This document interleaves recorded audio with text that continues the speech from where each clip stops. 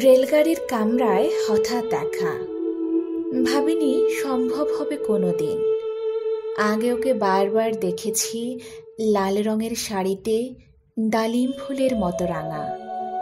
আজ পরেছে কালো রেশমের কাপড়, আঁচল তুলেছে মাথায় দোলন চাপার মতো চিকন গৌর মুখখানি ঘিরে।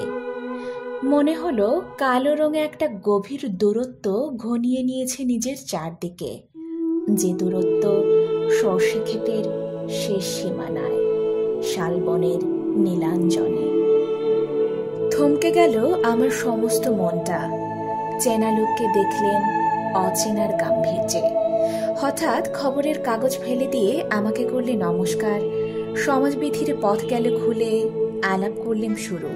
কেমন আছো, কেমন চলছে সংসার ইত্যাদি। সে রইল জানলার বাইরের দিকে চেয়ে, যেন কাছের দিনের ছোঁয়াচ পার হওয়া চাহনিতে। দিলে অত্যন্ত ছোট দুটো একটা জবাব, কোনোটা বা দিলেই না। বুঝিয়ে দিলে হাতের অস্থিরতায় কেন এসব কথা। এর চেয়ে অনেক ভালো চুপ করে থাকা। আমি ছিলাম অন্য বেঞ্চিতেও সাথীদের সঙ্গে। এক সময় আঙুল নেড়ে জানালে কাছে আসতে। মনে হলো কম সাহস নয়। বসলুম ওর এক বেঞ্চিতে। গাড়ির আওয়াজের আড়ালে বললেন মৃদু স্বরে, কিছু মনে করো না, সময় কোথা সময় নষ্ট করবার। আমাকে নামতে হবে পরের স্টেশনে।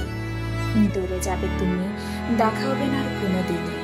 তাই যে প্রশ্নটার জবাব এতকাল থেমে আছি, শুনবো তোমার মুখে। সত্য করে বলবে তো? আমি বললাম, বলবো। বাইরের আকাশের দিকে তাকিয়ে শুধলো, আমাদের গেছে যেদিন একেবারে কি গেছে, কিছুই কি নেই বাকি।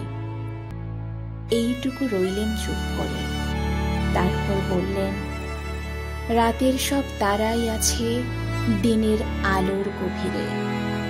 খটকা লাগলো, কি জানি বানিয়ে বললেন নাকি। ও বললে, থাক এখন যাও ওদিকে। সবাই নেমে গেল পরের স্টেশনে, আমি চললেন।